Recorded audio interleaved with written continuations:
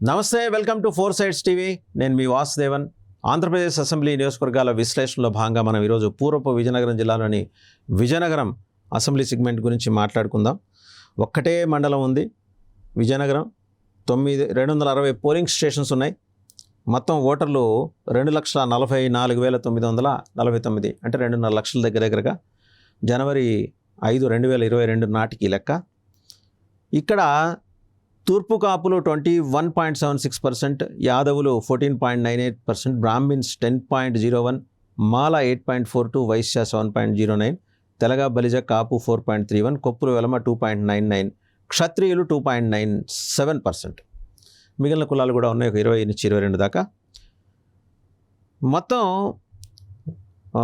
ఉప ఎన్నికలతో సహా 17 సార్లు ఈ అసెంబ్లీ నియోజకవర్గానికి ఎన్నికలు జరిగినాయి. తెలుగుదేశం అందులో 7 సార్లు, కాంగ్రెస్ పార్టీ 2 సార్లు, సోషలిస్ట్ 2 సార్లు, ప్రజా సోషలిస్ట్ 2 సార్లు, జనతా పార్టీ ఒకసారి, భారతీయ జనసంఘ్ కూడా ఇక్కడి నుంచి ఒకసారి గెలిచింది. ఇండిపెండెంట్ ఒకసారి, వైఎస్ఆర్ కాంగ్రెస్ పార్టీ ఒకసారి. ఈ నియోజకవర్గ ప్రజలు అన్ని పార్టీలను ఆదరించారు. వాళ్ళు వీళ్ళని కాదు, ఎవరు వస్తే వాళ్ళని తమలో ఇముడ్చుకున్నారు, వాళ్ళని గెలిపించుకున్నారు.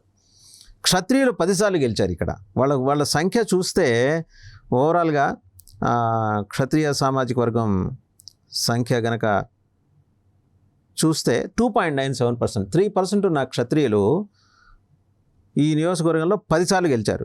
వైశ్యులు 3 సార్లు గెలిచారు, బ్రాహ్మణులు 2 సార్లు గెలిచారు, ఎస్సీలు 2 సార్లు, కమ్మ ఒకసారి, తూర్పు కాపు ఒకసారి. మొత్తం ఎమ్మెల్యేలు ద్విసభ్యులతో సహా 19 మంది అండి. సరే, ఎవరెవరు గెలిచారు, ఎప్పుడెప్పుడు గెలిచారు ఒకసారి చూద్దాం.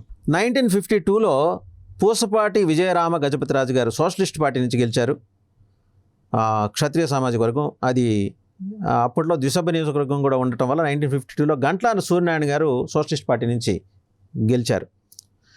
53లో ఉప ఎన్నిక జరిగితే ప్రజా సోషలిస్ట్ పార్టీ నుంచి పూసపాటి విజయరామ గజపతిరాజు గారు గెలిచారు.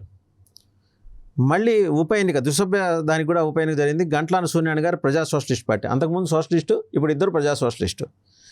మళ్ళీ 1955లో పూసపాటి విజయరామ గజపతిరాజు గారు ప్రజా సోషలిస్ట్ పార్టీ నుంచే గెలిచారు. ఇక వారి తర్వాత 1957లో ఉప ఎన్నిక జరిగితే భాట్టం శ్రీరామ్మూర్తి గారు 1957లో జరిగిన ఉప ఎన్నికలో 1962లోనూ కూడా కాంగ్రెస్ పార్టీ నుంచి గెలిచారు. వీరు బ్రాహ్మణ సామాజిక వర్గానికి చెందినవారు. అండ్ 1967లో వైశ్య సామాజిక వర్గానికి చెందిన ఓబలిశెట్టి రామారావు గారికి గెలిచారు భారతీయ జనసంఘ్ నుంచి.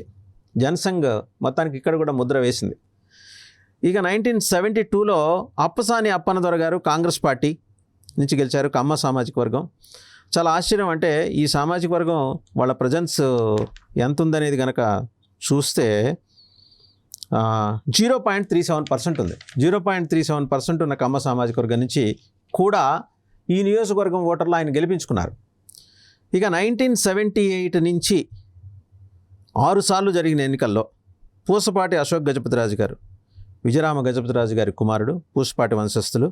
ఆయన జనతా పార్టీ నుంచి 1978లో, తర్వాత 1983, 85, 89, 94, 1999 వరుసగా తెలుగుదేశం పార్టీ నుంచి గెలిచారు ఆయన. 2004లో కోలగట్ల వీరభద్రస్వామి గారు గెలిచారు. మళ్ళీ 2009లో పూసపాటి అశోక్ గజపతిరాజు గారు గెలిచారు తెలుగుదేశం. 2004లో కోలగట్ల వీరభద్రస్వామి ఇండిపెండెంట్గా గెలిచారు, వైశ్య సామాజిక వర్గం. మళ్ళీ 2019లో వైఎస్ఆర్ కాంగ్రెస్ పార్టీ అభ్యర్థిగా ఇక్కడి నుంచి గెలిచారు కోలగట్ల వీరభద్రస్వామి గారు. 2014కి వచ్చేప్పటికి మీసాల గీత గారు తెలుగుదేశం పార్టీ నుంచి గెలిచారు, తూర్పు కాపు. సో మనం గనక చూస్తే అతి తక్కువ పర్సంటేజ్ ఉన్న క్షత్రియ, అలాగే కమ్మ సామాజిక వర్గాలు. కమ్మ సామాజిక వర్గం మరీ మినిమల్ 0.37% ఉంది.